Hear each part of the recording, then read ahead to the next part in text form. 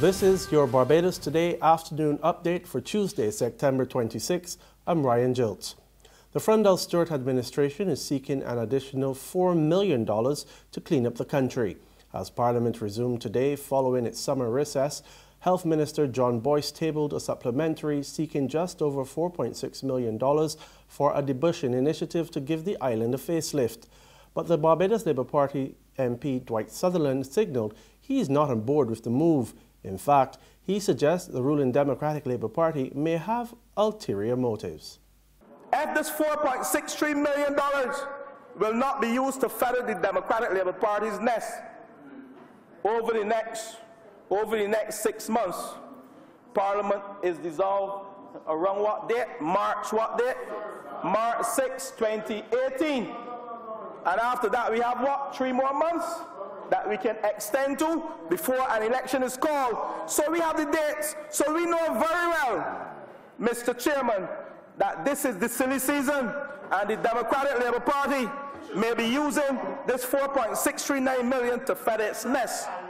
The Sanitation Service Authority is not to blame for the recent heavy flooding across the country.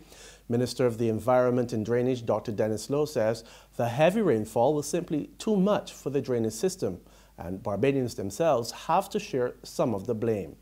The drainage systems that Barbados have are systems from the 60s and 70s, and they were not designed to accommodate the kind of pressures that they feel now. And yes, it is true to say that many residents are not careful enough to make sure that they appropriately discard their waste. But a lot of the things affecting communities in terms of illegal dumping are not happening by the communities themselves, you know. It's happening by individuals who are coming through and pelting off stuff, 1 and 2. It is also happening because there is dumping up the elevations, and that dumping comes down through the drainage systems when it can pass through to create problems for communities. During his contribution in the House, Dr. Lowe announced that businesses across the island will soon have to pay for the collection of their commercial waste. He says it's a major demand on the Sanitation Service Authority, and government is contemplating a policy to address the issue.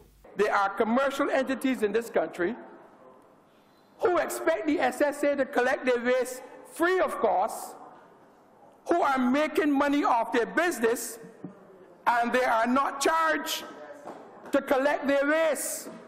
But the SSA must go to their businesses and collect their waste at free of cost, because the SSA is a self-help institution. There is fresh concern that the island's education system is not building an entrepreneurial spirit in the nation's children.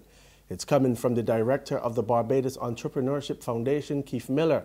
Speaking at the launch of the 7th cycle of the $20 challenge held at Flow headquarters in Warrens this morning, he argued that the traditional school curriculum is not equipping students with necessary skills for the workplace, and it's therefore unreasonable for employers to impose such high demands on their young employees. We are offering our young people a real life experience of what it's like to run your own business. And the current school system, the education system, is not equipped to do that.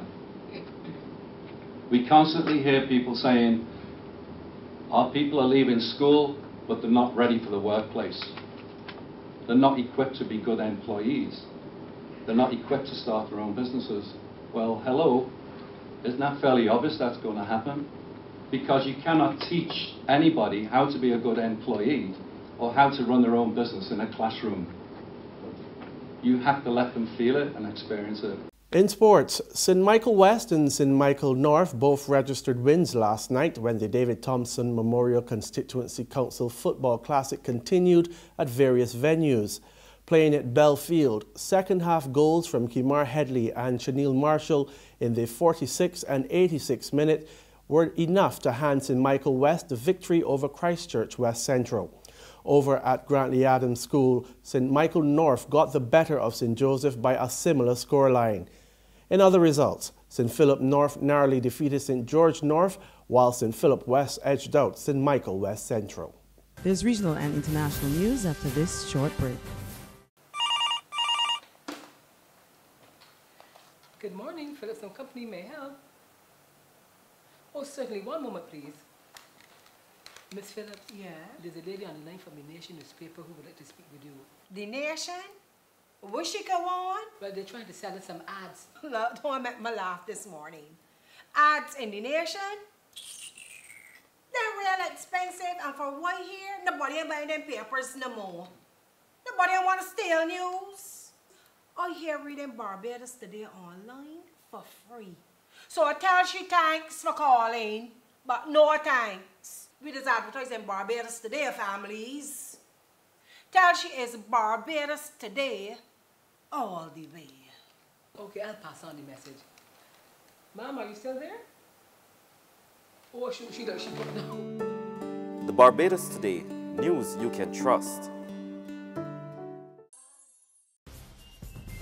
Welcome back. In regional developments, some good news for Dominica this morning.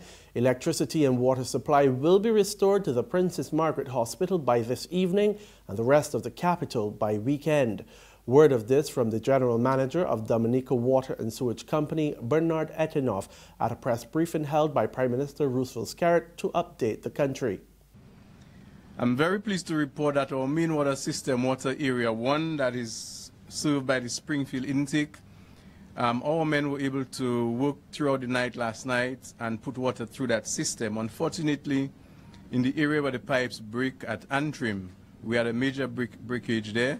And the men, as we speak, they have not gone home yet from yesterday, but they are there trying to repair that so that we could get water to the Princess Margaret Hospital and that section of Goodwill by this evening.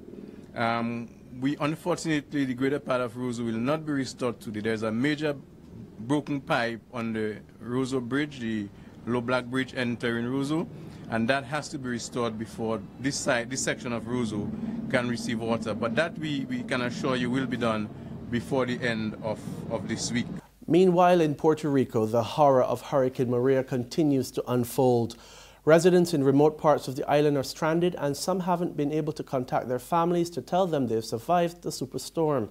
The island's governor, Ricardo Rosello, says more support and resources for the island are needed to prevent a humanitarian crisis. More in this report from CNN.